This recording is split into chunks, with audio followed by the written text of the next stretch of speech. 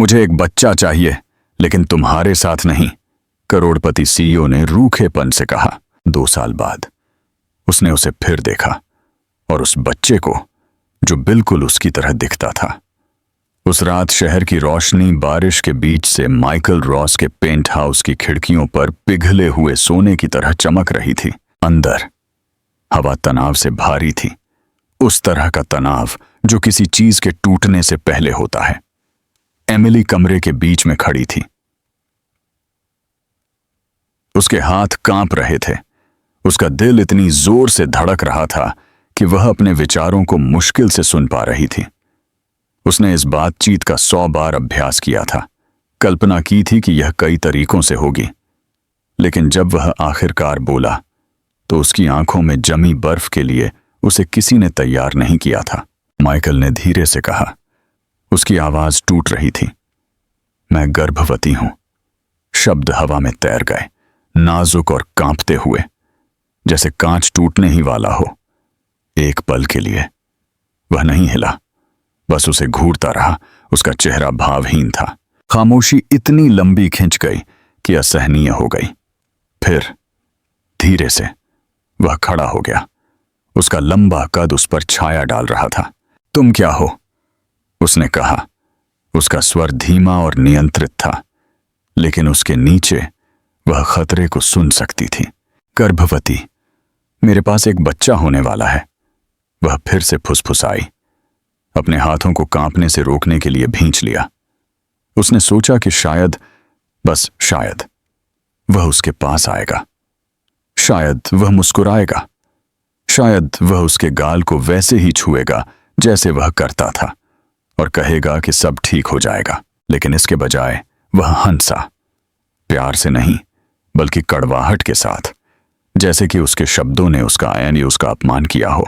तुम गंभीर नहीं हो सकती, उसने कहा। एमिली, क्या तुम्हें पता है कि तुम क्या कह रही हो? इसका क्या मतलब है? उसने उसकी नजर से नजर मिलाने की कोशिश की, लेकिन उसकी आंखें ठंडे स्टील जैसी थीं। इसका मतलब है कि हमारा एक बच्चा होने वाला है, माइकल, उसने कहा। उसकी आवाज कांप रही थी, लेकिन इतनी दृढ़ थी कि वह अपनी बात पर कायम रहे। हमारा बच्चा। वह तेजी से मुड़ा, अपने बालों में हाथ फेरते हुए। नहीं, वह बुदबुदाया। हमारा नहीं, मैं यह नहीं कर सकता, मैं यह नहीं करूंगा। उसे लगा जैसे उसका गला बंद हो रहा है। तुम क्या कह रहे हो? वह फुसफुसाई। वह उसे देखने के लिए मुड़ा। उसका चेहरा कठोर था, कोमलता का हर निशान गायब हो चुका था। मैंने तुम्हें पहले भी बताया था, उसने कहा। हर शब्द एक चाकू की तरह था। मुझे एक बच्चा चाहिए, लेकिन तुम्हारे साथ नहीं। यह शब्द उसे चीर गया, उसकी सांसें छीन लीं। एक पल के लिए उसने सोचा कि उसने गलत सुना है। उसके होंठ खुले, लेकिन कोई आवाज नहीं आई। उसने जारी रखा। उसकी आवाज अब वॉन्टोमेटिया ठंडी थी। तुम एक भटकाव थी एमिली, बस इतना ही। मैं ऐसा नहीं होने दे सकता कि यह सब कुछ बर्बाद कर दे जो मैंने बनाया है। मेरा जीवन, मेरी कंपनी, मेरा भविष्य। मैं यह सब इसलिए नहीं फेंकने वाला क्योंकि तुमने कोई गलती की है। एक गलती? उसने दोहराया। शब्द मुश्किल से सुनाई दे रहे थे। तुम्हें लगता है कि यह यही है? उसका सीना जकड़ा हुआ महसूस हुआ। उसकी दुनिया धीमी गति में ढह रही थी। उसने दूसरी तरफ देखा, जबड़ा कसते हुए। उसकी आंखों से मिलना नहीं चाहता था। तुम्हें इससे निपटना होगा, उसने आखिरकार कहा। उसकी आवाज दूर थी। तुम इसे नहीं रख सकती। मैं यह सुनिश्चित करूंगा कि तुम्हें मुआवजा मिले, लेकिन यह, उसने उनके बीच इशारा किया, यह अभी खत्म होता है। वह उसे अविश्वास के साथ घूर रही थी, जो अब दहशत में बदल रहा था। तुम गंभीर नहीं हो सकते, उसने कहा। पास आते हुए उसकी आवाज कांप रही थी। माइकल, कृपया, यह हमारा बच्चा है। वह ऐसे सिहर उठा जैसे वह शब्द उसे जला रहा हो। इसे वह मत कहो, वह चिल्लाया। मैं यह नहीं करने वाला। उसका गुस्सा कमरे में बिजली की तरह भर गया। एमिली को लगा कि उसके अंदर कुछ टूट गया है। वह आदमी जिससे उसने प्यार किया था, वह आदमी जिसे उसने दयालुता और गर्मी के काबिल समझा था, वह जा चुका था। उसकी जगह कोई और था जिसे वह नहीं पहचानती थी। कोई ऐसा जो उसे ऐसे देख रहा था जैसे वह एक असुविधा के अलावा और कुछ नहीं थी। आंसू उसकी दृष्टि को धुंधला कर रहे थे, लेकिन उसने उन्हें गिरने देने से इनकार कर दिया। वह उसे खुद को टूटते हुए नहीं देखने देगी। मुझे लगा कि मैं तुम्हें जानती हूं, वह फुसफुसाई। मुझे लगा कि तुम मुझसे प्यार करते हो। उसने कोई जवाब नहीं दिया। वह बस दरवाजे की ओर चला गया। उसकी हरकतें रूखी, यांत्रिक थीं, जैसे वह उससे दूर जाने के लिए पर्याप्त तेज नहीं हो सकता था। ऐसा मत करो माइकल, उसने कहा। उसकी आवाज टूट रही थी। मुझे तुमसे नफरत करने पर मजबूर मत करो। वह रुका। उसका हाथ दरवाजे के हैंडल पर था, लेकिन वह मुड़ा नहीं। तुम मुझसे नफरत करो, उसने धीमी आवाज में कहा। यह हम दोनों के लिए आसान होगा। दरवाजा उसके पीछे बंद हो गया और आवाज गोली की तरह गूंज उठी। वह वहां काफी देर तक खड़ी रही, हिलने में असमर्थ, सांस लेने में असमर्थ। अपार्टमेंट अचानक बहुत बड़ा, खामोशी भारी और दमघोंटू लग रहा था। बाहर बारिश तेज हो गई, कांच पर ऐसे टकरा रही थी जैसे अंदर आना चाहती हो। वह फर्श पर गिर गई, अपने पेट को पकड़कर आंसुओं के बीच फुसफुसाई। सब ठीक है, मैं यहां हूं, मैं तुम्हें जाने नहीं दूंगी। यह न केवल बच्चे से किया गया एक वादा था, बल्कि खुद से ली गई एक शपथ थी। आखिरकार उठने की ताकत जुटाने में उसे कई घंटे लग गए। उसने अपना सामान धीरे धीरे व्यवस्थित रूप से पैक किया, जैसे कि सावधानी से चलने पर वह खुद को बिखरने से बचा सके। बाहर शहर उदासीन रोशनी से चमक रहा था। दुनिया घूम रही थी, जबकि उसकी दुनिया बिखर रही थी। जब वह आखिरकार बारिश में बाहर निकली तो ठंड थी। उसका कोट तुरंत भीग गया, लेकिन उसे परवाह नहीं थी। वह बिना पीछे देखे चली, हर कदम भारी लेकिन दृढ़। टैक्सी ड्राइवर ने कोई सवाल नहीं पूछा। जब उसने शहर के दूसरी ओर एक सस्ते मोटल का पता दिया, वह पिछली सीट पर बैठी गीली सड़क पर नियन के प्रतिबिंबों को देख रही थी। उसके विचार धुंधले थे। जब वह कम रोशनी वाले छोटे कमरे में पहुंची तो थकान ने उमंडिये उसे घेर लिया था। उसने अपना बैग फर्श पर गिरा दिया और बिस्तर पर लेट गई, एक हाथ सुरक्षात्मक रूप से अपने पेट पर रखा। उस रात पहली बार उसने खुद को रोने दिया, चुपचाप, लाचारी से, जब तक कि उसके पास और आंसू नहीं बचे। जब नींद ने आखिरकार उसे आगोश में लिया तो वह बेचैन और उथली थी, लेकिन अंधेरे में कहीं शांति की एक छोटी सी झलक थी। सब कुछ के बावजूद वह अब अकेली नहीं थी। उसके भीतर जीवन शुरू हो रहा था, और वह जीवन जितना नाजुक और छोटा था, उसने उसे कुछ ऐसा दिया जो माइकल रॉस कभी नहीं छीन सकता था। आशा। आने वाले सप्ताह कोहरे के भीतर रहने की तरह महसूस हुए, जहां हर दिन प्ले में मिल जाता था और रात अंतहीन लगती थी। एमिली ने तब तक कभी नहीं जाना था कि असली अकेलापन क्या होता है। उसके नए अपार्टमेंट का सन्नाटा लगभग असहनीय था। केवल रेफ्रिजरेटर की गुनगुनाहट या उस पुरानी घड़ी की टिक टॉक से टूटता था जिसे उसने सेकंड हैंड स्टोर से खरीदा था। वह हर सुबह पतले पर्दों से छनकर आती पीली रोशनी के साथ जागती और छत को घूरते हुए सोचती कि उसका जीवन यहां तक कैसे आ गया। कभी कभी वह कल्पना करती थी कि वह जागेगी और महसूस करेगी कि यह सब एक बुरा सपना था, कि वह रसोई से माइकल की आवाज उसे बुलाते हुए सुनेगी, उसकी हंसी कमरे को वैसे ही भर देगी जैसे वह पहले करती थी। लेकिन जब वह हाथ बढ़ाती तो उसका हाथ केवल उसके बगल में खाली जगह पाता, और वास्तविकता उसे तेकोजी कंधे एक ऐसे वजन की तरह दबा देती जिससे वह बच नहीं सकती थी। उसने खुद को व्यस्त रखने के लिए जितना हो सके काम किया। शहर के एक जर्जर हिस्से में उसे जो छोटा क्लिनिक मिला था वह शानदार नहीं था, लेकिन यह एक स्थिर नौकरी थी और इसने उसे बिखरने से बचाए रखा। उसके सहकर्मी उसके अतीत के बारे में सवाल नहीं पूछते थे, जो एक ऐसी कृपा थी जिसकी उसने उम्मीद नहीं की थी।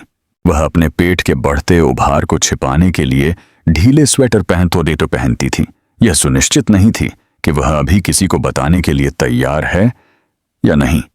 अपने रहस्य को रखने में एक निश्चित शांत गरिमा थी, जैसे कि वह अपने पुराने जीवन का एक टुकड़ा अपने दिल के करीब रख रही हो। दुनिया के निर्णय से दूर अकेले गर्भावस्था आसान नहीं थी। थकान लगातार बनी रहती थी और कुछ सुबह वह मतली और चक्कर के साथ जागती थी। नींद की कमी से उसका शरीर दर्द करता था, लेकिन हर बार जब वह चेकअप के दौरान अपने बच्चे की दिल की धड़कन सुनती, एक स्थिर और चमत्कारी लय, तो यह उसे याद दिलाता कि उसके जीवन में अभी भी कुछ अच्छा है। यह ऐसा था जैसे वह आवाज उसे हर बार फिर से सिल देती थी जब उसे लगता था कि वह टूट सकती है। कभी कभी वह धीमी आवाज में बच्चे से बात करती, लगभग एक प्रार्थना की तरह। तुम मुझसे ज्यादा मजबूत हो, वह एक छोटी और कांपती हुई मुस्कान के साथ फुसफुसाती। तुम्हें होना ही होगा। रातें सबसे कठिन थीं, तभी यादें वापस आती थीं, तेज और निर्दयी। उसे याद आता कि कैसे माइकल के हाथ उसके हाथों में फिट हो जाते थे। ठंडा होने से पहले उसकी आवाज की वो गर्मी, वो वादे जो अब झूठ लगते थे। वह सोचती थी कि क्या वह कभी उसके बारे में सोचता है? क्या उसे पछतावा है? जब वह गया तो क्या उसने कुछ भी महसूस किया? हर बार जब वह उससे नफरत करने की कोशिश करती तो वह खुद को असफल पाती। उसके सीने में गुस्सा आग की तरह उठता, लेकिन हमेशा उदासी में झलकर राख हो जाता। वह जानती थी कि उसे जाने देना होगा, लेकिन उस व्यक्ति को जाने देना जो कभी आपकी पूरी दुनिया था, रातों रात होने वाली बात नहीं थी। यह कुछ ऐसा था जो आप थोड़ा थोड़ा करके करते थे, दर्दनाक टुकड़ा दर टुकड़ा। 5वें महीने तक उसका पेट इतना गोल हो गया था कि उसे छिपाना असंभव था। उसने क्लिनिक में अपने बॉस को बताया, निर्णय या दया की उम्मीद करते हुए, लेकिन इसके बजाय उसने बस सिर हिलाया और उसे अपना ख्याल रखने के लिए कहा। दयालुता के उस छोटे से कार्य ने उसे लगभग रुला दिया। अन्य नर्सें उसके लिए छोटे छोटे उपहार लाने लगीं, चाय के लिए एक थर्मस, गर्म मोजे की एक जोड़ी, चॉकलेट का एक डिब्बा। तब उसे एहसास हुआ कि जब जीवन जटिल हो जाता है तो सभी लोग दूर नहीं जाते हैं। यह प्यार नहीं था, लेकिन यह आशा के करीब कुछ था। एक रात, विशेष रूप से लंबे दिन के बाद, उसने खुद को पार्क की एक बेंच पर बैठा पाया, जहां से पानी दिखाई दे रहा था। हवा ठंडी और नम थी और शहर की रोशनी सतह पर बिखरे हुए तारों की तरह टिमटिमा रही थी। उसने एक हाथ अपने पेट पर रखा और प्रतिबिंबों को लहरते हुए देखा। क्या तुम्हें लगता है कि वह कभी तुम्हारे बारे में जानेगा? वह फुसफुसाई। क्या उसे परवाह भी होगी? बच्चे ने जवाब में धीरे से लात मारी, जैसे उसे जवाब दे रहा हो, और वह अपने आंसुओं के बीच धीरे से हंसी। कोई बात नहीं, उसने आखिरकार कहा, तुम्हारे पास मैं हूं, वह काफी है। और पहली बार उसे वास्तव में विश्वास हुआ।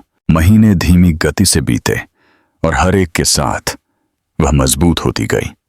उसने पैसे बचाए, थोड़े बेहतर अपार्टमेंट में चली गई, फिर से अपने लिए जीना सीखा। अब शांति के पल थे, छोटे, क्षणभंगुर, लेकिन वास्तविक। उसे अपने लचीलेपन पर गर्व महसूस होने लगा, उस चीज से बचने पर गर्व जिसने उसे लगभग नष्ट कर दिया था। फिर वह रात आई जब उसे प्रसव पीड़ा हुई। बसंत की शुरुआत थी और जब संकुचन शुरू हुए तो बारिश खिड़कियों से टकरा रही थी। डर ने उसे पहले मारा, एक कच्चा और लकवा मारने वाला डर कि वह यह नहीं कर पाएगी, कि वह अकेले ऐसा नहीं कर सकती। लेकिन फिर विचार आया, स्पष्ट और दृढ़, उसने पहले ही सब कुछ अकेले किया था, वह यह भी कर सकती थी। उसने अस्पताल के लिए एक टैक्सी ली, अपना छोटा बैग पकड़े हुए, दर्द के बीच सांस लेते हुए। जबकि शहर गीले नीयन की चमक में गुजर रहा था। नर्सें दयालु थीं, उनकी आवाजें शांत और आश्वस्त करने वाली थीं, लेकिन कमरा अभी भी बहुत बड़ा, बहुत खाली लग रहा था, बिना किसी के उसके साथ इंतजार किए। दर्द असहनीय हो गया, लहरें उसके शरीर से टकरा रही थीं, लेकिन उस सब के नीचे कहीं उसने एक ऐसी ताकत पाई जिसे वह नहीं जानती थी कि उसके पास है।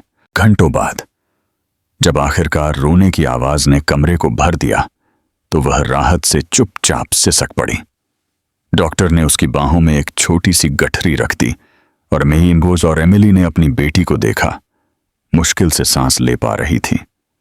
बच्चे की त्वचा कोमल और गुलाबी थी। उसकी नन्ही उंगलियां सहज रूप से एमिली के अंगूठे के चारों ओर मुड़ गईं, लेकिन वे आंखें थीं जिन्होंने उसे निहत्था कर दिया। ग्रे आंखें, गहरी और जिज्ञासु, इतनी दर्दनाक रूप से परिचित। हेलो, वह फुसफुसाई, अपने गाल से एक आंसू पोंछते हुए। मैं तुम्हारी मां हूं, मैं। बच्चे ने धीरे से पलकें झपकाईं। उसका मुंह एक छोटी सी जम्हाई में खुला। एमिली ने अपने भीतर कुछ हिलता हुआ महसूस किया। सारा दर्द, दिल टूटना, अकेलापन, यह अभी भी वहां था, लेकिन अब इसका एक मतलब था। यह उसे यहां तक, इस पल तक, इस बच्ची तक लाया था। उसने अपने होंठ बच्चे के माथे पर रखे और अपनी आंखें बंद कर लीं। अब तुम मेरी पूरी दुनिया हो, वह बुदबुदाई, और मैं वादा करती हूं कि मैं कभी किसी को तुम्हें उस तरह चोट नहीं पहुंचाने दूंगी जिस तरह उसने मुझे चोट पहुंचाई। जब सुबह हुई तो तूफान गुजर चुका था और पीली सूरज की रोशनी खिड़की से छन रही थी। बाहरी दुनिया नई, धुली और साफ लग रही थी। एमिली बिस्तर पर बैठ गई, बच्चे को अपनी छाती से लगाए सो रही थी और पहली बार मुस्कुराई, जो एक अनंत काल जैसा लग रहा था। यह वह चमकदार और लापरवाह मुस्कान नहीं थी जो कभी उसके पास थी। यह छोटी थी, नरम थी, उस तरह की मुस्कान जो किसी ऐसी चीज से बचने से आती थी जिसने उसे तोड़ दिया होना चाहिए था। वह नहीं जानती थी कि भविष्य में क्या है, लेकिन जब उसने अपनी बेटी को देखा तो उसे एहसास हुआ कि उसे जानने की जरूरत नहीं है। पहली बार अज्ञात ने उसे नहीं डराया। यह एक संभावना की तरह महसूस हुआ। लिली के जन्म के बाद के महीने नींद न आने वाली रातों, कोमल रोने और शांत लचीलेपन की धुंध में बीत गए। एमिली ने जल्दी ही सीख लिया कि मातृत्व सबसे सुंदर और सबसे कठिन दोनों था जिसका उसने कभी सामना किया था। अपार्टमेंट छोटा था, बिल अंतहीन थे और अकेलापन कभी कभी उसे इतना दबा देता था कि उसे लगता था कि उसका दम घुट जाएगा। हालांकि हर बार जब वह अपनी बेटी को देखती, उन ग्रे आंखों को जो उसे पूरे भरोसे के साथ देखती थीं, तो उसके अंदर कुछ स्थिर हो जाता। लिली नन्ही, नाजुक और परफेक्ट थी। जब भी वे कर सकती थीं, उसकी छोटी उंगलियां एमिली के चारों ओर लिपट जाती थीं और उस छोटे से स्पर्श में एमिली को आगे बढ़ने की ताकत मिल जाती थी। यहां तक कि उन दिनों में भी जब उसे लगता था कि वह नहीं कर सकती। शुरुआती हफ्ते आचाफ्ते अराजकता भरे थे। एमिली लगातार थक चुकी थी। वह अक्सर भोर से पहले जाग जाती थी। उसकी पीठ में दर्द होता था। लिली को घंटों तक पकड़ने से उसकी बाहें कांपती थीं, लेकिन थकान की धुंध के बावजूद उन शांत सुबहों में कुछ जादुई था जब केवल वे दोनों थीं। बाहर शहर अभी भी सो रहा था। सड़कें खाली और ग्रे थीं और वह खिड़की के पास बैठती, लिली को धीरे धीरे हिलाती, उसे एक ऐसे भविष्य के बारे में कहानियां सुनाती जो अब भी मौजूद नहीं था। वह उसे उस सागर के बारे में बताती थी जिसे वह चाहती थी कि वह एक दिन देखे। बसंत में खिलने वाले फूलों के बारे में, दयालुता, साहस और प्यार के बारे में जो चोट नहीं पहुंचाता। तुम्हारे पास वह सब होगा, वह फुसफुसाती। मैं यह सुनिश्चित करूंगी। उसके दिन क्लिनिक में अंशकालिक काम करते हुए और उसकी रातें लिली की देखभाल करते हुए बीतती थीं। उसने एक हाथ में दूध की बोतलें संतुलित करना सीखा, जबकि दूसरे हाथ से मेडिकल नोट्स लिखती थीं। उसने तब भी मुस्कुराना सीखा जब वह रोना चाहती थी। जिन डॉक्टरों के साथ वह काम करती थी, वे उसके शांत दृढ़ संकल्प का सम्मान करते थे, हालांकि उनमें से कोई भी उसकी कहानी नहीं जानता था। कभी कभी जब कोई बड़ी उम्र की नर्स उसकी आंखों के नीचे काले घेरे देखती, तो वह उसके कंधे पर हाथ रखती और धीरे से कहती, तुम बहुत अच्छा कर रही हो बेटा। करुणा के वे छोटे छोटे पल उसे चलते रखते थे। पैसे हमेशा कम होते थे। वह जितना स्वीकार करती थी, उससे कहीं अधिक बार भोजन छोड़ देती थी, यह सुनिश्चित करते हुए कि लिली के पास वह सब कुछ है जो उसे चाहिए। जो घुमक्कड़ स्ट्रोलर वह इस्तेमाल करती थी, वह सेकंड हैंड था। पालना वह कुछ ऐसा था जो उसे ऑनलाइन मुफ्त में मिला था। और बच्चे के कपड़े एक दयालु मरीज द्वारा दान किए गए थे, जिसने देखा था कि उसका पेट बढ़ रहा है। फिर भी उस छोटे से अपार्टमेंट में टूटे हुए फर्नीचर और सेकंड हैंड कंबलों से घिरे होने के बावजूद एमिली ने कुछ ऐसा महसूस किया जो उसने लंबे समय से महसूस नहीं किया था। उद्देश्य। हर नींद रहित रात, हर आंसू, हर दर्द का अब कुछ मतलब था। उसके जीवन की फिर से दिशा थी। कभी कभी हालांकि अतीत चुपके से वापस आ जाता था। ऐसी रातें थीं जब वह सो नहीं पाती थी, जब वह खुद को छत को घूरते हुए पाती, उसकी आवाज, उसके ठंडे शब्दों को याद करते हुए। मुझे एक बच्चा चाहिए, लेकिन तुम्हारे साथ नहीं। वे एक टूटे हुए रिकॉर्ड की तरह उसके दिमाग में दोहराते थे, और वह वही तेज दर्द महसूस करती थी जो उसने उस रात महसूस किया था जब उसने उसे बाहर निकाल दिया था। लेकिन फिर लिली उसके बगल में हिलती, उसका छोटा हाथ एमिली को ढूंढता और सारी कड़वाहट गायब हो जाती। उसे एहसास हुआ कि उसके जीवन के सबसे क्रूर क्षण से कुछ इतना शुद्ध निकला था जिसने उसे समय की तुलना में अति अधिक चंगा किया। जब लिली 6 महीने की हुई तो एमिली उसे पहली बार पार्क ले गई। सुबह का समय था, हवा अब भी ताजी थी, घास ओस से चमक रही थी। उसने जमीन पर एक छोटा कंबल फैलाया और लिली को लेटा दिया, यह देखते हुए कि कैसे उसकी बेटी खुशी से अपने पैर मार रही थी और सूरज की रोशनी तक पहुंचने की कोशिश कर रही थी। पास की बेंच पर बैठी एक बुजुर्ग महिला ने उसे देखकर मुस्कुराया। पहली? उसने प्यार से पूछा। एमिली ने एक शर्मीली मुस्कान के साथ सिर हिलाया। क्या तुम एक अद्भुत काम कर रही हो? अपनी किताब पर वापस जाने से पहले उसने कहा। वह वाक्य इतनी लापरवाही से कहा गया। हफ्तों तक एमिली के साथ रहा। यह पहली बार था जब किसी ने उससे कहा कि वह काफी है। जैसे जैसे लिली बड़ी होती गई, वह और अधिक जिज्ञासु, अधिक जीवंत होती गई। उसकी हंसी अपार्टमेंट को भर देती थी, दीवारों पर संगीत की तरह गूंजती थी।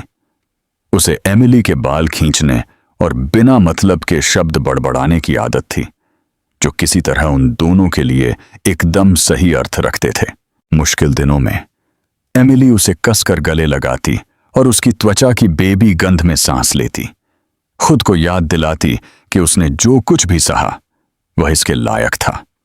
साधारण पलों में एक शांत खुशी थी। उसे खाना खिलाना, उसे नहलाना, उसे अपने चेहरे के पास एक छोटा सा हाथ सिकोड़कर सो जाते देखना। 2 साल लगभग बिना उसे पता चले बीत गए। एमिली ने अपनी बेटी के इर्द गिर्द एक जीवन बना लिया था, काम, घर और हंसी की एक नाजुक लेकिन स्थिर लय। उसने माइकल के बारे में सोचना बंद कर दिया था, या कम से कम वह खुद से कहती थी कि उसने ऐसा किया है। कभी कभी जब वह किसी अखबार के पास से गुजरती या टीवी पर वित्तीय समाचारों की एक झलक देखती, तो वह उसका नाम उल्लिखित देखती। अभी भी सफल, अभी भी शक्तिशाली, अभी भी अछूत। वह जल्दी से नजरें फेर लेती। उसका दिल सिकुड़ जाता, लेकिन अब प्यार के लिए नहीं, बल्कि दया जैसी किसी चीज के लिए। उसके पास सब कुछ था।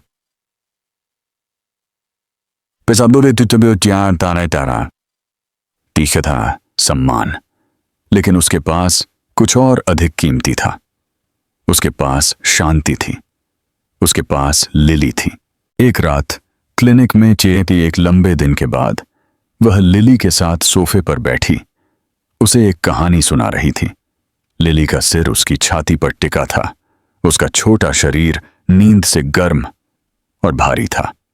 एमिली ने अपनी बेटी के काले कर्ल्स में अपनी उंगलियां फेर दीं और फुसफुसाई, तुम मेरा चमत्कार हो, क्या तुम जानती हो? लिली ने कोई जवाब नहीं दिया। वह पहले से ही आधी सो चुकी थी, लेकिन वह मुस्कुराई, एक नरम और नींद से भरी मुस्कान जिसने एमिली के सीने को प्यार से भर दिया। लिली को सुलाने के बाद एमिली खिड़की के पास खड़ी होकर शहर को देख रही थी। दूरी पर रोशनी टिमटिमा रही थी और पहली बार वह अब अकेला महसूस नहीं कर रही थी। जीवन आसान नहीं था और शायद कभी नहीं होगा, लेकिन उसने उन जगहों पर ताकत पाई थी जहां उसने कभी नहीं सोचा था कि अस्तित्व होगा। उसने सीखा था कि प्यार कोई ऐसी चीज नहीं है जिसके लिए आप भीख मांगते हैं। यह कुछ ऐसा है जिसे आप बनाते हैं, कुछ ऐसा जिसे आप बदले में कुछ भी उम्मीद किए बिना स्वतंत्र रूप से देते हैं। और जब वह वहां खड़ी थी, कांच में उसका कमजोर प्रतिबिंब, उसे एहसास हुआ कि वह अब उस टूटी हुई महिला को नहीं देख रही है जो 2 साल पहले बारिश में बाहर निकली थी। उसने किसी नए को देखा, कोई मजबूत, शांत और एक शांत आग से भरा हुआ।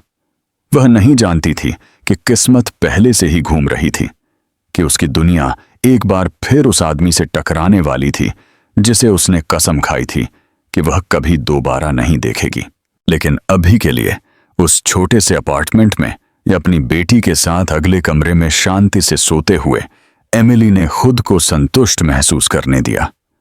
तूफान बीत चुका था, या ऐसा उसने सोचा था। जिस सुबह यह हुआ वह किसी भी अन्य की तरह शुरू हुई, शांत और साधारण, उस तरह का दिन जो अपनी भविष्यवाणी में सुरक्षित महसूस होता था। एमिली सूरज निकलने से पहले ही जाग गई, खिड़की पर बारिश की हल्की आवाज के साथ। उसने चुपचाप कॉफी बनाई ताकि लिली को न जगाए, जो अभी भी अपने छोटे गुलाबी कंबल के नीचे लिपटी हुई थी। अपार्टमेंट में वेनिला और कपड़े धोने के डिटर्जेंट की हल्की गंध आ रही थी। वह छोटी छोटी सुख सुविधाएं जो उसने अपने जीवन में उसे गर्म रखने के लिए बनाई थीं, वह अपनी सुबह की दिनचर्या से गुजरी। अभ्यास की आसानी के साथ अपने बालों को ब्रश करना, डेकेयर के लिए लिली का छोटा लंच पैक करना और सन्नाटे को भरने के लिए धीरे से गुनगुनाना। यह शांतिपूर्ण था और एक बार के लिए उसे विश्वास हो गया कि यह शांति बनी रह सकती है। जब वह क्लिनिक पहुंची तो बादल छंटने लगे थे, जिससे शहर धुला और चमकीला हो गया था। उसने रिसेप्शनिस्ट का अभिवादन किया, अपना कोट ऑफिस की कुर्सी के पीछे टांग दिया और मरीजों की फाइलें व्यवस्थित करने बैठ गई। बातचीत की हल्की गुनगुनाहट, एंटीसेप्टिक और कॉफी की गंध, कार्य दिवस की परिचित लय, सब कुछ स्थिर महसूस हुआ। तभी दोपहर से ठीक पहले क्लिनिक मैनेजर एक काले सूट में एक लंबे आदमी के साथ अंदर आया। उसकी आवाज में वह अति हंसमुख स्वर था जिसका उपयोग लोग तब करते थे जब वे घबराए हुए होते थे। सभी लोग, यह हमारे नए निवेशक हैं, उसने कहा। मिस्टर रॉस अब से हमारे साथ मिलकर काम करेंगे। उसका दिल रुक गया। उस नाम को जानने के लिए उसे ऊपर देखने की जरूरत नहीं थी। यह वह था जिसने उसके सपनों का पीछा किया था, जो पिछले 2 वर्षों से एक घाव और चेतावनी दोनों रहा था। उसके हाथों में कागज कांपने लगे जब उसने सांस लेते रहने की कोशिश की। धीरे धीरे हर उस प्रवृत्ति के खिलाफ जो उसे भागने के लिए चिल्ला रही थी, अपनी आंखें उठाईं। वह वहां था। रॉस लगभग बिल्कुल वैसा ही दिखता था और फिर भी पूरी तरह से अलग। उसके काले बाल थोड़े लंबे थे। उसका चेहरा अधिक नुकीला था, जैसे कि वर्षों ने उसकी विशेषताओं में अधिक गंभीरता को उकेरा हो। वह अभी भी उस सहज आत्मविश्वास को एक कवच की तरह पहने हुए था, उस तरह का जो लोगों को तब ध्यान देने पर मजबूर करता था जब वह कमरे में प्रवेश करता था। लेकिन उसके नीचे अब कुछ और था, कुछ शांत, अधिक थका हुआ, जैसे उसने वर्षों तक किसी ऐसी चीज का पीछा किया हो जिसे वह पा नहीं सका। उनकी आंखें मिली और डिमी बाहर उस पल में कमरे से हवा गायब होती हुई लग रही थी। एमिली का पहला विचार श्वास का था। ऐसा नहीं हो सकता कि वह उसे पहचान ले। यहां नहीं, इस तरह नहीं। उसने जल्दी से नजरें फेर लीं। उसकी नब्ज हथौड़े की तरह चल रही थी। लेकिन जब बैठक समाप्त हुई और वह जाने के लिए मुड़ा तो उसकी नजर उस पर एक पल के लिए उससे अधिक देर तक टिकी रही जितनी होनी चाहिए थी। वह इसे महसूस कर सकती थी, भारी और जांचने वाली, जैसे कि वह उसे पहचानने की कोशिश कर रहा हो। उसने प्रार्थना की कि वह ऐसा न करे। उस प्रार्थना का उत्तर नहीं दिया गया। उसी दिन बाद में वह कॉफी मशीन के पास खड़ी थी, खुद एक कप डाल रही थी, जब उसने अपनी ओर एक उपस्थिति महसूस की। एमिली, एक आवाज आई, धीमी और अनिश्चित। उसका हाथ हवा में जम गया। उसने धीरे से अपना सिर घुमाया। वह वहां खड़ा था, इतना करीब कि वह उसके कोलोन इत्र को ऊँघ सकती थी। परिचित, दर्दनाक रूप से परिचित। काफी देर तक दोनों में से कोई नहीं बोला। काफी समय हो गया है, उसने आखिरकार कहा। उसका स्वर उससे नरम था जो उसे याद था। वह उसे घूर रही थी। उसकी अभिव्यक्ति सावधानी से तटस्थ थी। हां, उसने धीमी आवाज में कहा। ऐसा ही है। उसकी आवाज नहीं कांपी, हालांकि उसके हाथ कांपना चाहते थे। उसने उसे देखा। उसके चेहरे में कुछ खोज रहा था, शायद उस लड़की को जिसे वह कभी जानता था, जिसे उसने इतनी आसानी से नष्ट कर दिया था। लेकिन वह लड़की जा चुकी थी। अब उसके सामने जो थी वह कोई और मजबूत थी, अधिक दृढ़, कोई ऐसा जिसे अब उसकी जरूरत नहीं थी। ऐसा लगा कि उसने भी इस पर ध्यान दिया। उसका जबड़ा थोड़ा कस गया। तुम अलग दिख रही हो, उसने कहा, और उसकी आवाज में पछतावे जैसा कुछ था। जीवन ऐसा करता है, उसने बस जवाब दिया, अपना कप नीचे रखते हुए। वह जाने ही वाली थी जब वह फिर बोला, इस बार अधिक झिझक के साथ। क्या तुम अभी भी हेल्थ केयर में काम करती हो? हाँ, उसने कहा, और मुझे यह पसंद है। यह अच्छा है, वह बुदबुदाया, लगभग जैसे खुद से बात कर रहा हो। फिर एक विराम के बाद उसने जोड़ा, सुनो। नहीं, उसने उसे बीच में ही रोक दिया। उसका स्वर दृढ़ था। वह पलकें झपकाते हुए चौंक गया। ऐसा कुछ मत कहो जो तुम महसूस नहीं करते। तुम्हें मुझे स्पष्टीकरण देने की जरूरत नहीं है, माइकल। काफी देर तक वे खामोश खड़े रहे। वह उसकी नजर का वजन महसूस कर सकती थी। वह उन चीजों के तूफान को महसूस कर सकती थी जो वह कहना चाहता था लेकिन नहीं कह सकता था। आखिरकार वह मुड़ी और चली गई, उसे वहां खड़ा छोड़कर। एक आदमी जो अपने महंगे सूट में अचानक उससे छोटा लग रहा था जितना उसने उसे पहले कभी देखा था। उस रात काम के बाद उसने लिली को डे केयर से लिया। छोटी बच्ची उसकी ओर दौड़ी। उसकी हंसी उज्जवल और मीठी थी। एमिली उसे अपनी बाहों में भरने के लिए नीचे झुकी, अपनी बेटी के बालों की कोमल खुशबू में सांस लेते हुए। उस पल में दुनिया फिर से सही लगी। अंदाजा लगाओ मम्मी, लिली ने कहा। उसकी छोटी आवाज उत्साह से भरी थी। कल हम जानवरों के मुखौटे बनाएंगे। एमिली मुस्कुराई। उसका दिल पिघल गया, जैसे लिली के मुस्कुराने पर हमेशा होता था। वे एक साथ घर चले, हाथ में हाथ डाले। सूर्यास्त में शहर सुनहरा चमक रहा था। लेकिन जब वे पार्क के पास कोने पर मुड़े तो एमिली की सांस अटक गई। सड़क के उस पार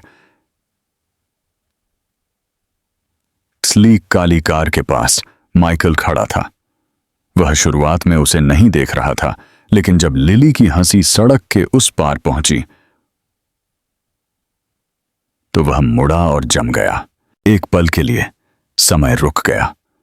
वह उन्हें घूरता रहा, आंखें चौड़ी, उसका भाव समझ से बाहर। लिली तनाव से बेखबर खुशी से हाथ हिलाने लगी।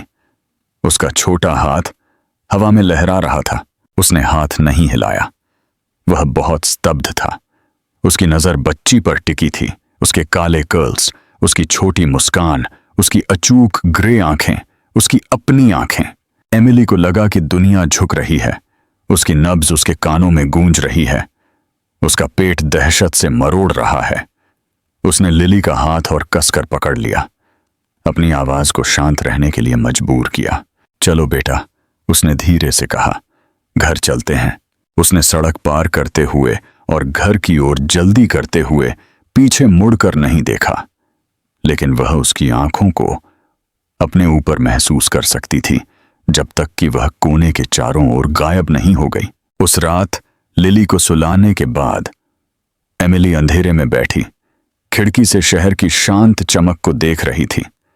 वह जानती थी कि क्या आ रहा है। उसने देख लिया था। वह जानता था। वह नहीं जानती थी कि वह कल दिखाई देगा या अगले दिन, या क्या वह उसे फिर से खोजने की कोशिश करेगा। लेकिन वह एक बात निश्चित रूप से जानती थी, उसकी सावधानी से बनाई गई दुनिया बदलने वाली थी।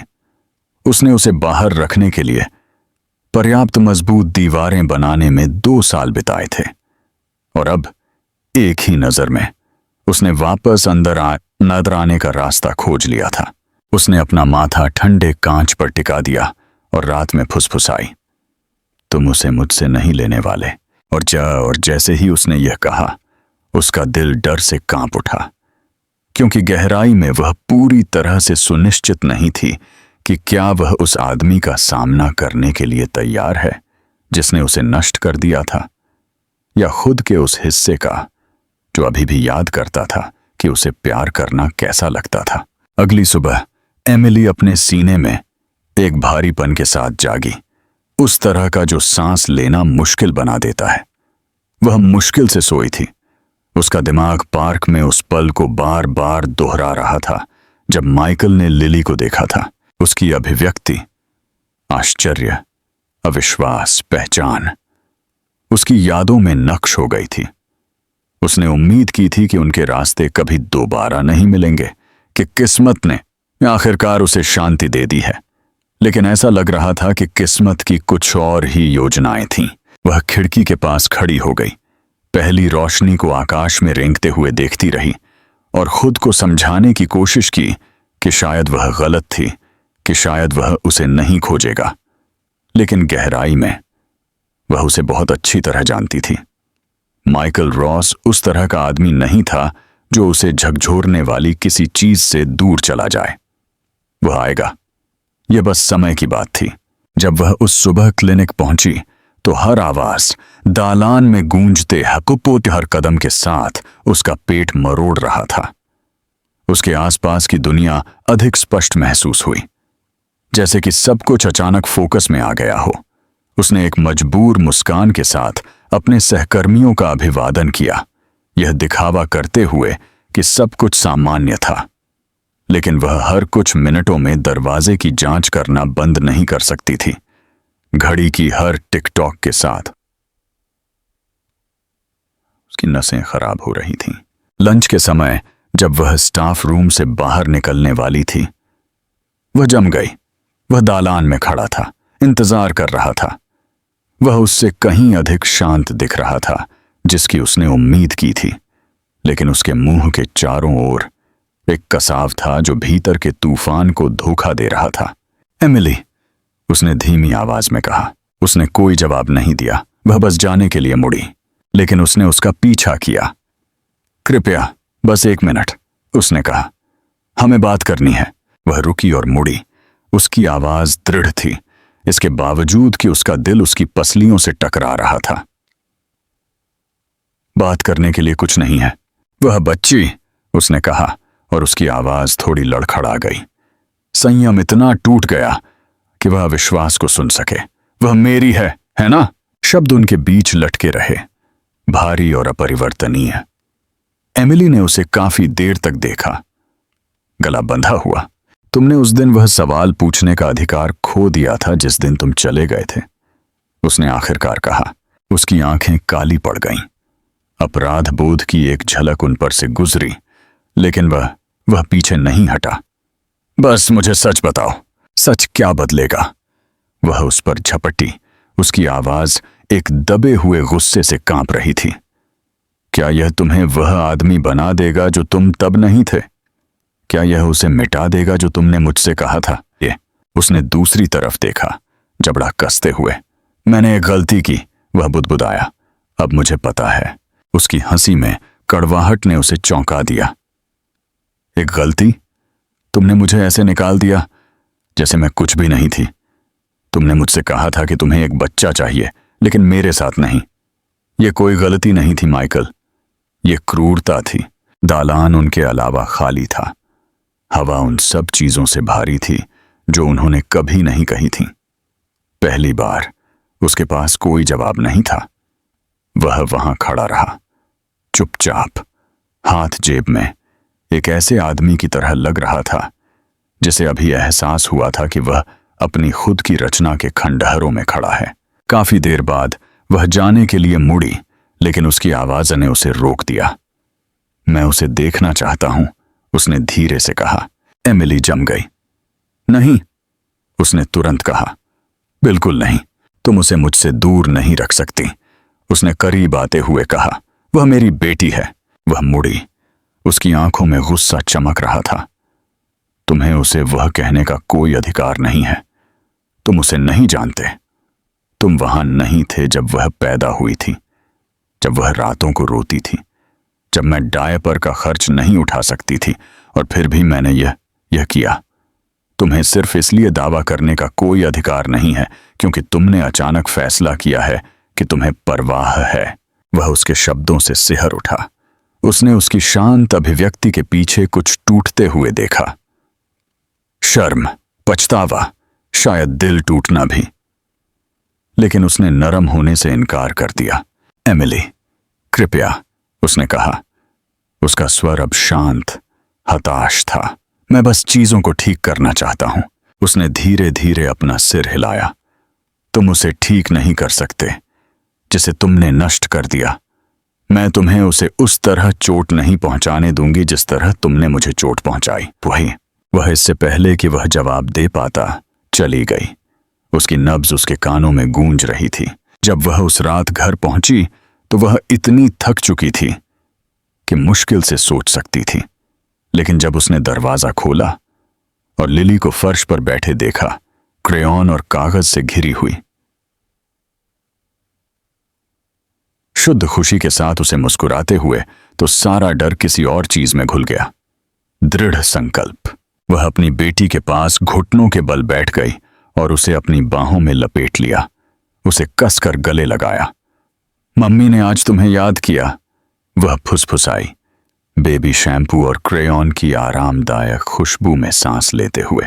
लिली हंसी और उसे वापस गले लगाया, क्षितिज पर मंडरा रहे तूफान से बेखबर। अगले कुछ दिनों तक एमिली ने सामान्य होने की कोशिश की, लेकिन सामान्य ये अब मौजूद नहीं था। माइकल क्लिनिक के पास दिखाई देने लगा, कभी कभी निवेश की समीक्षा करने के बहाने, तो कभी कभी बाहर इंतजार करते हुए, जैसे कि उसे उम्मीद हो कि वह बात करने के लिए रुकेगी। उसने कभी ऐसा नहीं किया। वह हर मौके पर उससे बचती रही।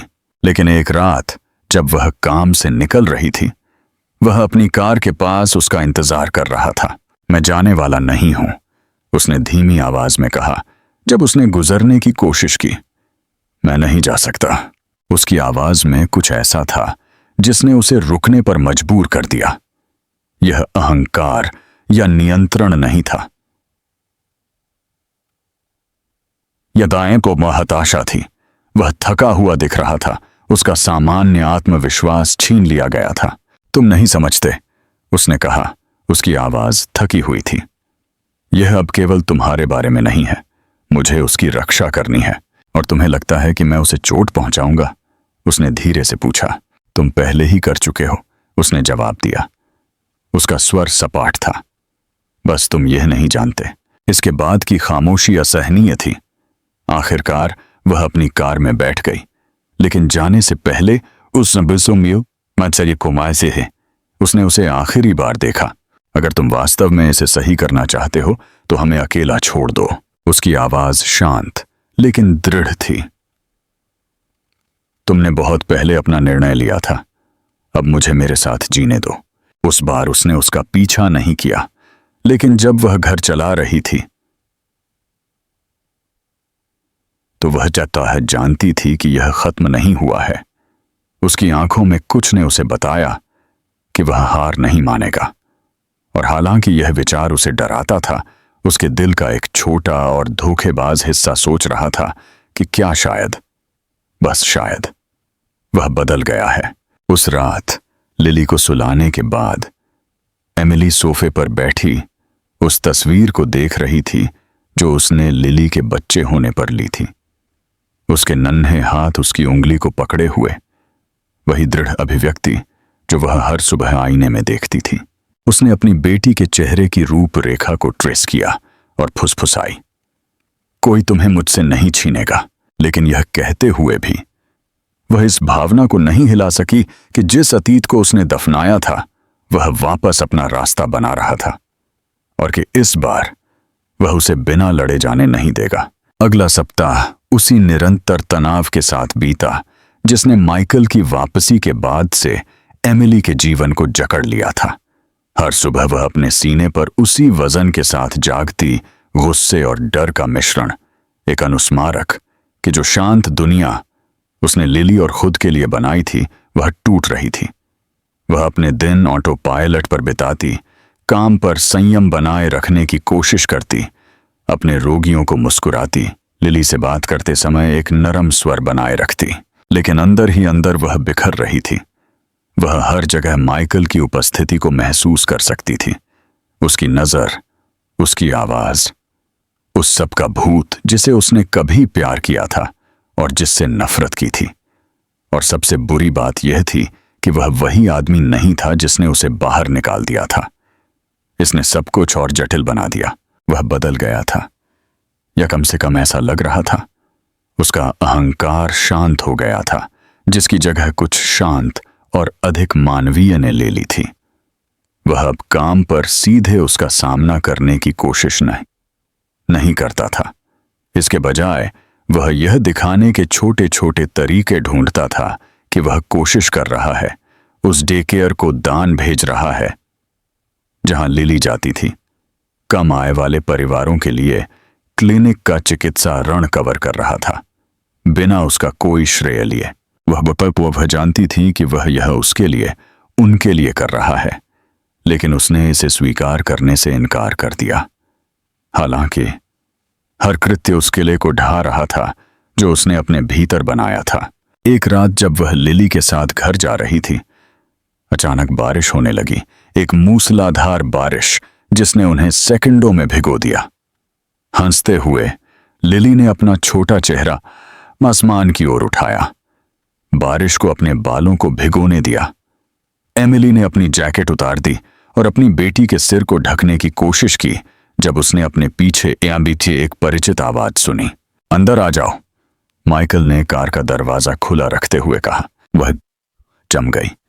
उसकी आवाज सुकून देने वाली और डरावनी दोनों थी। वह एक ब्लैक एसयूवी के पास खड़ा था। बारिश उसके बालों और कंधों से टपक रही थी, लेकिन वह पास नहीं आया। उसने बस इंतजार किया। एमिली काफी देर तक झिझकती रही, गर्व और व्यावहारिकता के बीच फंसी हुई। लिली अब कांप रही थी, उसका छोटा शरीर सिहर रहा था। आखिरकार उसने आह भरी और उसे अपनी बाहों में उठा लिया। बस इस बार के लिए, उसने धीमी आवाज में कहा, कार की ओर बढ़ते हुए। अंदर गर्मी थी और देवदार और बारिश की हल्की गंध आ रही थी। माइकल ने चुपचाप गाड़ी चलाई, कभी कभी दर्पण के माध्यम से उन्हें देखता रहा। जब उसने पिछली सीट से पिपौर से एक तौलिया उसे दिया तो उनकी उंगलियां एक सेकंड के अंश के लिए टकराईं और उसने वह बिजली का झटका महसूस किया जिसे भूलने की कोशिश में उसने सालों बिताए थे। जब वह उसके अपार्टमेंट की इमारत के सामने रुका तो एमिली ने तुरंत दरवाजा खोल दिया। धन्यवाद, उसने रूखेपन से कहा, जाने के लिए तैयार, लेकिन उसकी आवाज ने उसे रोक दिया। एमिली, रुको। वह अनिच्छा से मुड़ी। उसने उसे देखा। बारिश अभी भी उसके चेहरे से फिसल रही थी। मैं जानता हूं कि मैंने जो किया उसे मैं मिटा नहीं सकता, उसने धीमी आवाज में कहा, लेकिन कृपया मेरा विश्वास करो जब मैं कहता हूं कि मुझे हर दिन पछतावा होता है। मैं एक कायर था। मुझे लगा कि मैं खुद को बचा रहा हूं, लेकिन मैंने उस एकमात्र चीज को नष्ट कर दिया जो वास्तव में मायने रखती थी। वह उसे बताना चाहती थी कि बहुत देर हो चुकी है, कि माफी अतीत को नहीं बदलती, लेकिन जब उसने उसकी आंखों से मुलाकात की तो उसने वहां कुछ कच्चा देखा, कुछ ऐसा जिसने उसके सीने को सब कुछ के बावजूद दर्द महसूस कराया। माइकल, बस करो, उसने कहा। उसकी आवाज थोड़ी कांप रही थी। तुम्हें अब यह करने का कोई अधिकार नहीं है। तुम्हें वापस आने और यह दिखावा करने का कोई अधिकार नहीं है कि तुम्हें परवाह है। मैं दिखावा नहीं कर रहा हूं, उसने कहा। मैं उसके जीवन का हिस्सा बनना चाहता हूं। क्या तुम्हें लगता है कि तुम बस प्रकट हो सकते हो और यह तय कर सकते हो? उसने पूछा। उसकी आवाज ऊंची हो गई। तुम वहां नहीं थे जब उसे तुम्हारी जरूरत थी। तुम्हें यह भी नहीं पता कि उसे क्या खाना पसंद है, या वह कैसे सोती है, या वह हर बार तितली शब्द का गलत उच्चारण कैसे करती है। तुम उसे नहीं जानते। तुम हमें नहीं जानते। उसने उसे काफी देर तक देखा। फिर उसने धीरे धीरे सिर हिलाया, उसके गुस्से को स्वीकार करते हुए। तो मुझे सीखने दो, उसने धीमी आवाज में कहा। उसके शब्दों की सादगी ने उसे आश्चर्यचकित कर दिया। सालों में पहली बार वह उस आदमी की तरह नहीं लग रहा था जो आदेश देता था और आज्ञा पालन की उम्मीद करता था। वह एक ऐसे आदमी की तरह लग रहा था जो कोशिश करने की अनुमति मांग रहा हो। उसने कोई जवाब नहीं दिया। इसके बजाय उसने लिली को अपनी बाहों में लिया। उसने एक और शांत धन्यवाद बुदबुदाया और इमारत में गायब हो गई। उस रात एमिली सो नहीं सकी। वह उसका चेहरा देखती रही, उसके शब्द सुनती रही। उसे नफरत थी कि उसका एक हिस्सा अभी भी उस पर विश्वास करना चाहता था। लोग इतनी आसानी से नहीं बदलते। फिर भी जिस आदमी को उसने कार में देखा था वह वही नहीं था जिसने उसे तोड़ा था। उसकी आंखों में ईमानदारी थी, शायद प्यार भी, लेकिन उसने खुद को उन रातों की याद दिलाई जो उसने पवनी अकेले बिताई थी। आंसू, डर, उसे बाहर न निकालने की भीख मांगने का आश्चर्य अपमान। वह फिर से उस दरवाजे को खोलने का जोखिम नहीं उठा सकती थी। अगले कुछ हफ्तों के दौरान हालांकि वह दिखाई देता रहा, कभी दखल देने वाला नहीं, कभी मांग नहीं करने वाला। एक बार उसे अपने दरवाजे पर एक छोटा सा डिब्बा मिला। अंदर लकड़ी का एक म्यूजिक बॉक्स था, हाथ से नक्काशीदार, एक नोट के साथ जिस पर लिखा था, लिली के लिए, किसी ऐसे व्यक्ति की ओर से जो जानना चाहता है कि उसका पसंदीदा लोरी कौन सा है। एक और बार वह केवल उसे घर तक साथ जाने के लिए क्लिनिक के बाहर इंतजार करता रहा जब शहर में बिजली चली गई थी। वह ज्यादा नहीं बोला, वह बस चुपचाप उसके साथ चला। अंधेरे में उनके कदम गूंजते रहे। एक रात जब शहर की रोशनी गीली सड़कों पर प्रतिबिंबित हो रही थी, लिली ने उसे दरवाजे पर इंतजार करते देखा। उसकी आंखें चमक उठीं। मम्मी, ये कार वाले अच्छे अंकल हैं, उसने खुशी से कहा, अपना छोटा हाथ हिलाते हुए। एमिली जम गई, उसका पेट कस गया। माइकल लिली को देखकर धीरे से मुस्कुराया, उसके स्तर तक झुकते हुए। Hello sunshine. धूप, उसने धीमी आवाज में कहा। क्या तुम्हें म्यूजिक बॉक्स पसंद आया? लिली ने उत्साह से सिर हिलाया, एमिली का हाथ पकड़ते हुए। यह सोने वाला गाना बजाता है, उसने गर्व से कहा। मम्मी मुझे वह गाकर सुनाती हैं। उसकी मुस्कान थोड़ी लड़खड़ा गई और दित्या और एमिली उसकी शांत अभिव्यक्ति के पीछे की भावना को देख सकती थी। वह पल, लिली की मासूमियत, उसका शांत आश्चर्य, उसके भीतर कुछ निहत्था कर गया। पहली बार उसने देखा कि यह उसके लिए क्या मायने रखता है, यह महसूस करना कि उसने क्या खो दिया है। वह गुस्से में या रक्षात्मक नहीं था, वह इसके लिए टूट गया था। उसने कुछ नहीं कहा, बस देखती रही। जब उसने लिली को कागज की एक छोटी नाव दी जिसे उसने केडिशे नैपकिन से मोड़ा था, अगली बारिश के लिए, उसने एक नरम मुस्कान के साथ कहा। लिली हंसी और उसे ले लिया। जैसे ही वे दूर गए, एमिली को अपनी आंखों में आंसू चुभते हुए महसूस हुए। जिस आदमी से वह कभी नफरत करती थी, उसने किसी तरह फिर से उस तक पहुंचने का रास्ता खोज लिया था। बड़े इशारों या वादों के माध्यम से नहीं, बल्कि किसी ऐसी चीज के माध्यम से जिसकी उसने उम्मीद नहीं की थी, धैर्य। और हालांकि वह खुद से कहती थी कि कोई फर्क नहीं पड़ता, कि वह उसे माफ नहीं करेगी, उसके भीतर कुछ बदलना शुरू हो गया था। उसे नफरत थी कि पुरानी यादें कितनी आसानी से वापस आ जाती हैं। उसके स्पर्श की गर्मी, वह हंसी जो उन्होंने कभी साझा की थी, जिस तरह से वह उसे ऐसे देखता था जैसे वह दुनिया की इकलौती एकमात्र व्यक्ति हो। उस रात लिली को सुलाने के बाद एमिली फिर से खिड़की पर खड़ी हो गई, बारिश से भीगी सड़कों को देखते हुए। कहीं ना कहीं वह जानती थी कि वह भी उनके बारे में सोच रहा है। पहली बार उसे गुस्सा महसूस नहीं हुआ, उसने कुछ और अधिक खतरनाक महसूस किया, आशा की एक झलक। सप्ताह बीत गए और जीवन ने एक ऐसी लय हासिल करना शुरू कर दिया जिसकी एमिली ने उम्मीद नहीं की थी। माइकल उसकी दुनिया में एक शांत लेकिन निर्विवाद उपस्थिति बन गया। उसने खुद को उनके जीवन में जबरदस्ती नहीं घुसाया, लेकिन वह सीमाओं पर रहा तब दिखाई दिया जब उसे कम से कम उम्मीद थी। हमेशा सावधान, हमेशा नपातुला। कभी कभी वह शनिवार को पार्क से गुजरता, यह दावा करते हुए कि यह एक संयोग था कि वह वहां था जब लिली झूलों पर खेल रही थी। अन्य समय वह लिली के लिए छोटी छोटी सोच समझकर चीजें भेजता, जानवरों के बारे में एक नई किताब, सितारों के आकार की एक पहेली, उसके पसंदीदा रंगों के क्रेयॉन।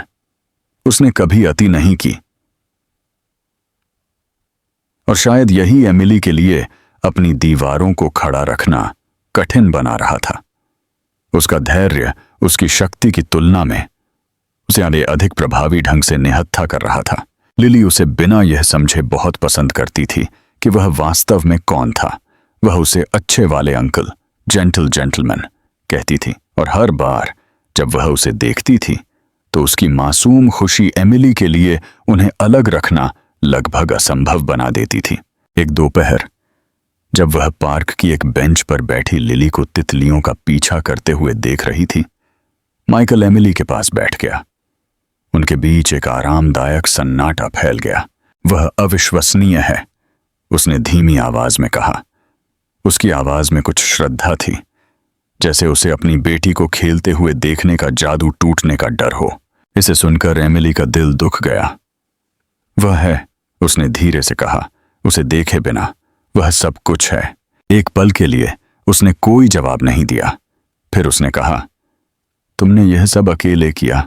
उसके शब्द एक सवाल नहीं थे, बल्कि आश्चर्य और पछतावे से भरा एक बयान था। वह आखिरकार उसकी ओर मुड़ी। उसकी अभिव्यक्ति समझ से बाहर थी। मेरे पास कोई और विकल्प नहीं था, उसने बस कहा। तुमने इसका ख्याल रखा। उसने धीरे धीरे सिर हिलाया। स्वीकृति उसे काट रही थी। मैं जानता हूं, उसने कहा। मैं मूर्ख था। मुझे लगा कि मैं अपने जीवन में सब कुछ नियंत्रित कर सकता हूं, लेकिन मैं उस एकमात्र व्यक्ति को भी नहीं समझ सका जो वास्तव में मेरी परवाह करता था। उसकी ईमानदारी ने उसे आश्चर्यचकित कर दिया। यह वह रिहर्सल किया हुआ आकर्षण नहीं था जो वह सुना करती थी। यह कच्चा था, बिना किसी बचाव के। वह नहीं जानती थी कि कैसे जवाब देना है, इसलिए उसने कुछ नहीं कहा। अगले कुछ हफ्तों में उसकी उपस्थिति उनके बीच एक नाजुक समझौता बन गई। उसने लिली के साथ छोटे पल बिताना शुरू कर दिया। एमिली हमेशा पास में रहती, सावधानी से देखती। एक बार वे चिड़ियाघर गए, एक सहज यात्रा जिसके बारे में लिली ने दिनों तक बात करना बंद नहीं किया। एमिली ने ऐसा होने देने की योजना नहीं बनाई थी, लेकिन जब माइकल उस सुबह हाथ में टिकट लेकर पार्क में दिखाई दिया और लिली का चेहरा शुद्ध उत्साह से चमक उठा, तो वह ना कहने के लिए खुद को मजबूर नहीं कर सकी। उन्हें एक साथ देखना एक ही समय में सुंदर और दर्दनाक था। माइकल लिली को अपने कंधों पर ले जा रहा था। जिराफ और पेंगुइन की ओर इशारा कर रहा था। उसकी हंसी वास्तविक और गर्म थी। यह उसका एक ऐसा पक्ष था जिसे एमिली ने पहले कभी नहीं देखा था। शक्तिशाली और दूर का सीईओ एक ऐसे आदमी में सिमट गया जो केवल एक बच्ची को हंसते हुए सुनने के लिए जानवरों की मूर्खतापूर्ण अपूर्ण आवाजें निकाल रहा था। उस रात लिली को सुलाने के बाद एमिली चाय के कप के साथ बालकनी पर बैठी। उसके विचार उलझे हुए थे। वह अब सच को नकार नहीं सकती थी। वह बदल रहा था, शब्दों से नहीं बल्कि कार्यों से, और इसने उसे उससे ज्यादा डरा दिया जितना उसके गुस्से ने कभी किया था। क्योंकि अगर वह वास्तव में बदल गया था, अगर वह आदमी जिसने एक बार उसका दिल तोड़ा था अब प्यार करने में सक्षम था, तो उसे किसी ऐसी चीज का सामना करना होगा जिसे टालने में उसने साल बिताए थे। उसका वह हिस्सा जो अभी भी उसे प्यार करता था। अगली सुबह उसे अपने दरवाजे के नीचे एशिटी से एक लिफाफा मिला। यह उसका सामान्य सूक्ष्म इशारा नहीं था। अंदर उसके द्वारा हाथ से लिखा गया एक पत्र था। यह लंबा नहीं था, लेकिन हर शब्द जानबूझकर लिखा गया लग रहा था। उसने लिखा कि वह जानता है कि उसे माफी मांगने का कोई अधिकार नहीं है, लेकिन वह इसे कमाने की कोशिश करना चाहता है, अपने लिए नहीं बल्कि लिली के लिए। उसने लिखा कि उसे देखने ने उसे उस हर चीज का सामना करने के लिए मजबूर किया है जिससे वह भाग गया था। उसका डर, उसका गर्व, उसका अतीतम अपना अकेलापन। और फिर उसने चिपुए एक ही पंक्ति के साथ समाप्त किया जिसने उसके सीने को दर्दनाक रूप से कस दिया। तुम सही थी। प्यार नियंत्रण के बारे में नहीं है। यह तब भी रहने के बारे में है जब यह आपको डराता है। उसने पत्र को 2 बार पढ़ा। अंत में उसकी आंखें नम हो गईं। उसका एक हिस्सा इसे फाड़ना, इसे दफनाना, यह दिखावा करना चाहता था कि इनमें से कोई भी मायने नहीं रखता। लेकिन दूसरा हिस्सा, वह हिस्सा जो हमेशा मानता था कि उसमें अभी भी अच्छाई है, यह विश्वास करना चाहता था कि शायद, बस शायद, बहुत देर नहीं हुई है। फिर भी वह तैयार नहीं थी। माफ करना एक ऐसी विलासिता थी जिसे वह सुनिश्चित नहीं थी कि वह वहन कर सकती है। 1 हफ्ते बाद लिली बीमार हो गई। यह बुखार के रूप में शुरू हुआ जो रात भर में बिगड़ गया। एमिली ने रात उसके बिस्तर के पास बैठकर बिताई। उसके माथे पर ठंडी पट्टी रखी। लोरी फुसफुसाते हुए जिसे गाने के लिए उसके पास मुश्किल से ऊर्जा थी।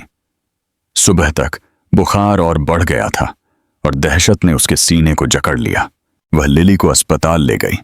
उसका दिमाग डर से धुंधला हो गया था। घंटों बाद वह बांझ वेटिंग रूम में बैठी थी। हाथ कांप रहे थे जब वह फॉर्म भर रही थी। तभी माइकल दिखाई दिया, बेसाहता, जैसे कि वह पूरे रास्ते दौड़कर आया हो। एमिली, उसने कहा। उसकी आवाज चिंता से तनी हुई थी। क्या हुआ? वह बहस करने के लिए बहुत थक चुकी थी। यह परवाह करने के लिए बहुत डरी हुई थी कि उसे कैसे पता चला। बुखार, उसने कमजोरी से कहा। वे टेस्ट कर रहे हैं।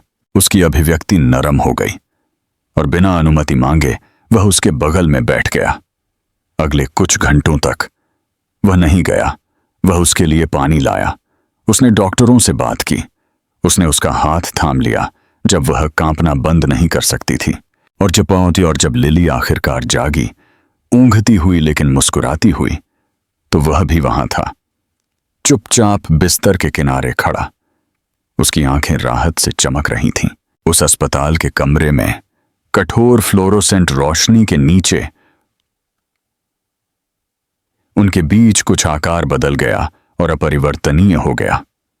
एमिली ने अपने गर्व और अहंकार से रहित एक आदमी को देखा। एक ऐसा आदमी जिसकी पूरी दुनिया छोटी लड़की के चारों ओर घूम रही थी, जो यह भी नहीं जानती थी कि वह उसे बचा रही है।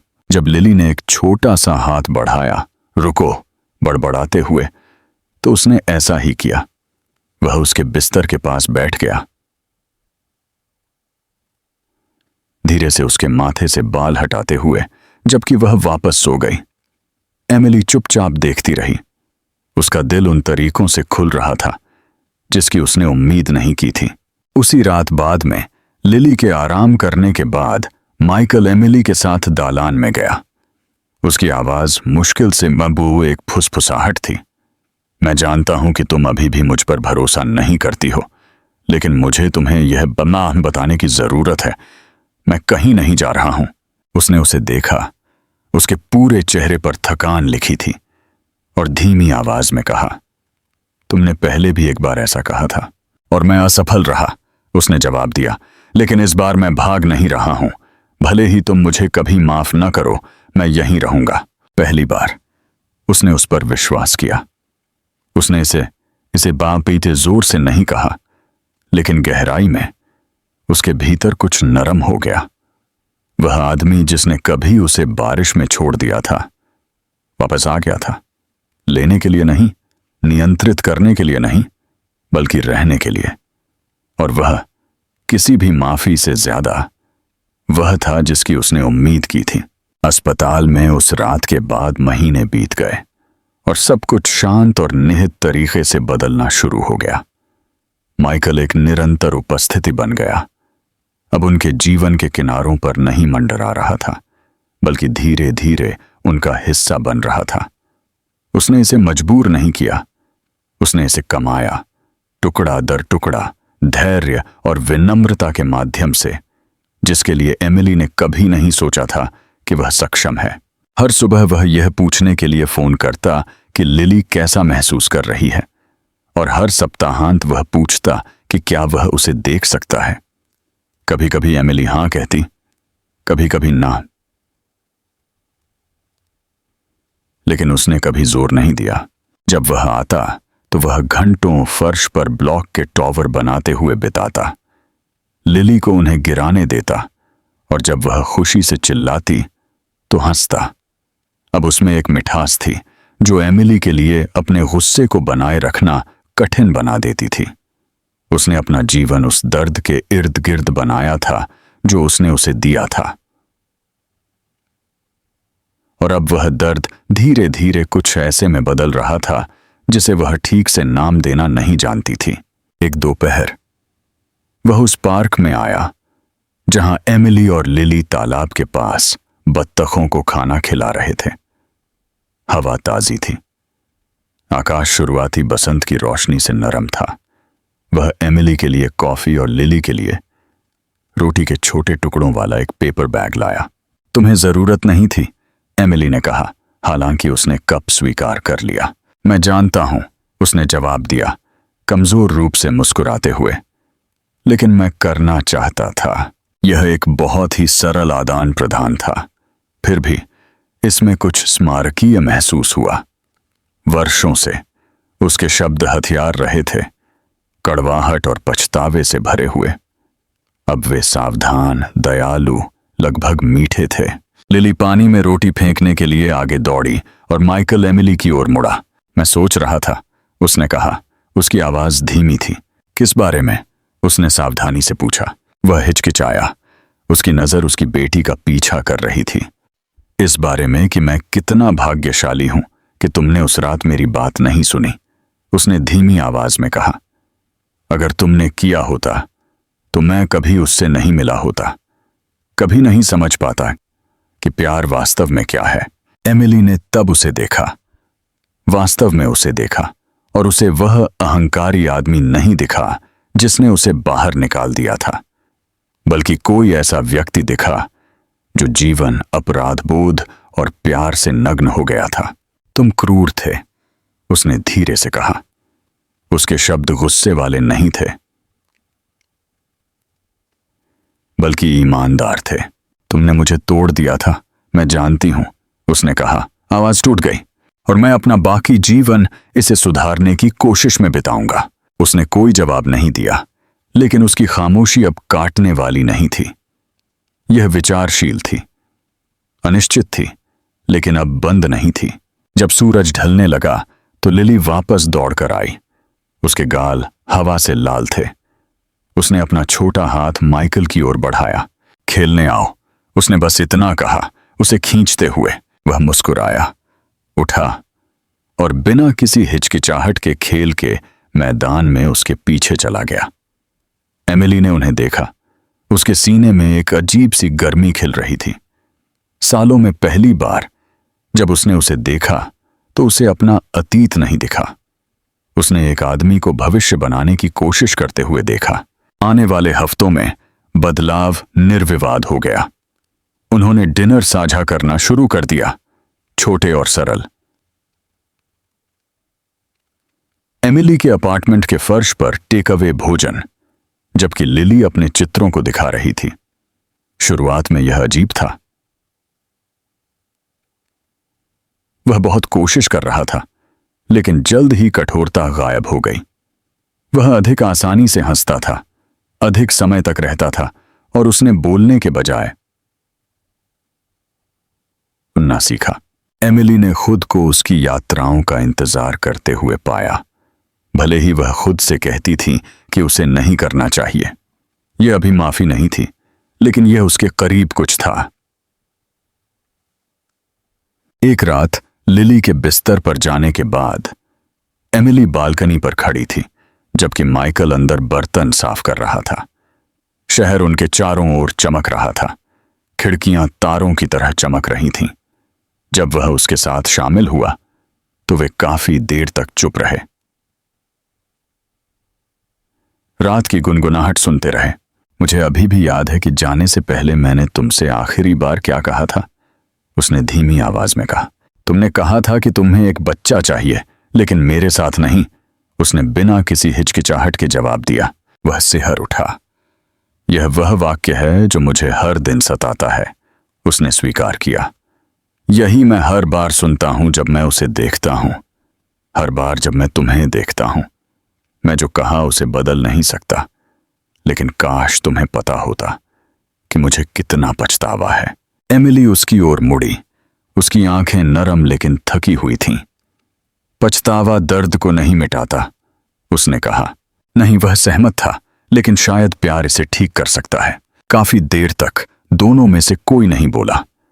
उनके बीच की हवा नाजुक लग रही थी, जैसे कांच जो गलत शब्द से टूट सकता है। फिर धीमी आवाज में उसने कहा, तुमने मुझे इतनी गहराई से चोट पहुंचाई कि मैंने प्यार में विश्वास करना बंद कर दिया।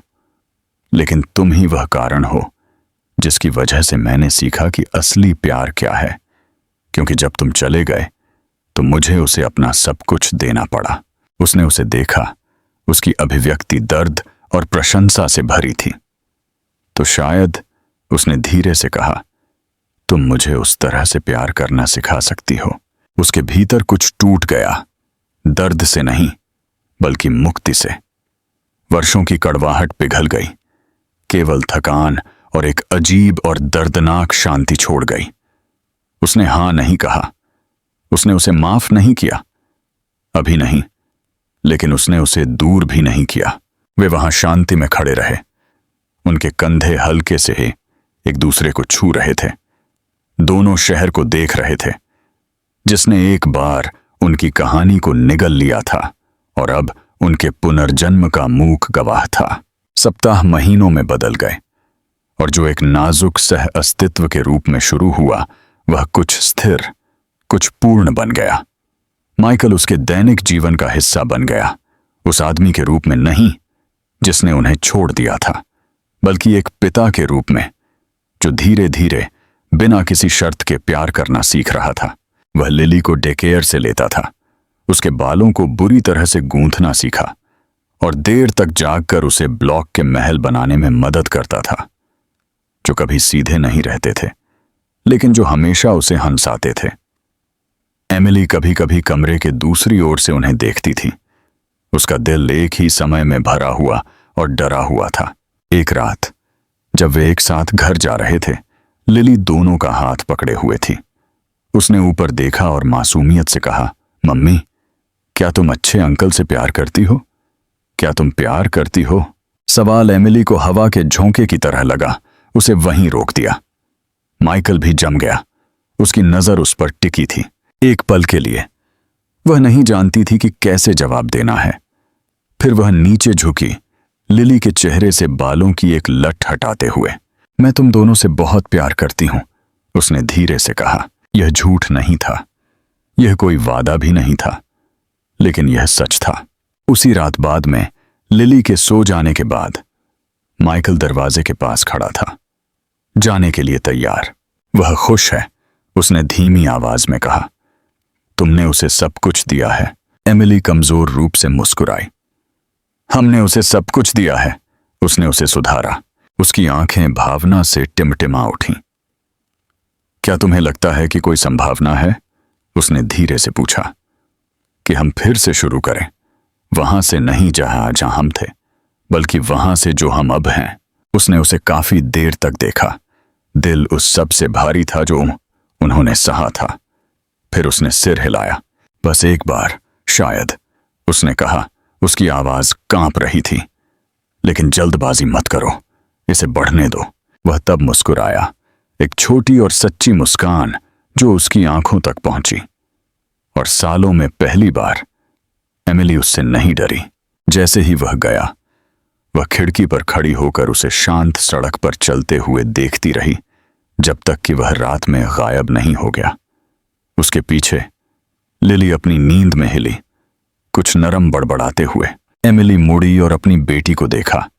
उसका चमत्कार, उसका सबूत कि प्यार सबसे बुरे बदे अंत से भी बच सकता है। उस पल में उसने कुछ ऐसा समझा जो वह पहले नहीं समझ पाई थी। कभी कभी जो लोग हमें तोड़ते हैं उनका मिटाया जाना तय नहीं होता है। कभी कभी उनका वापस आना तय होता है, बदलकर, हमें यह दिखाने के लिए कि उपचार दर्द को भूलने से नहीं आता है, बल्कि उसका सामना करने और वैसे भी प्यार को चुनने से आता है। और जैसे ही रात ने शहर को अपनी आगोश में लिया, एमिली ने आखिरकार खुद को फिर से सांस लेने की अनुमति दी।